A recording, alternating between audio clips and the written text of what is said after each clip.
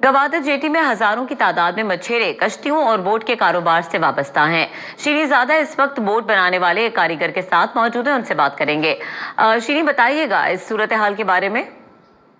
जी, इस वक्त मैं गवादर जेटी पर मौजूद हूँ और ये जेटी यहाँ पर इसका जो मंज़र है ये बहुत ही शानदार है। लेकिन इससे पहले मैं यहाँ पर एक कारीगर है, वो बोट बना रहा है, लांच बना रहा है, तो उसे जानते हैं। अस्सलाम वालेकुम सर। वालेकुम सलाम। आपका नाम? लियाकत अली। अच्छा लियाकत अली, ये बताइए आप क्या कर रहे हैं? आप तो कुछ बहुत ही वीवीआईपी किस्म के बोट बना रहे हैं। शुक्र है, हमारा रोजी रोटी है, हम मेहनत कर रहे हैं। अच्छा, अपनी कोशिश है तो ये सही बन जावे तो अच्छा है, हमारा रोजी का रास्ता खुल जाएगा ना। अच्छा, तो ये सयाहों के लिए है, किसके लिए है? ये माही गिरोह के लिए है, मच्छी बच्ची लाते रोजी करते इधर।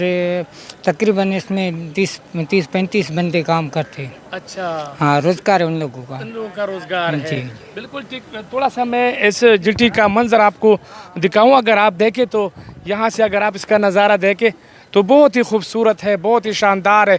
ये छोटे छोटे बोट्स खड़े हैं समंदर के किनारे, और इसके अलावा अगर आप देखें तो ये बहुत सारे बोट यहाँ मौजूद है और काफ़ी तादाद में यहाँ मछेरे भी इसको इस्तेमाल करते हैं, सयाह भी आते हैं।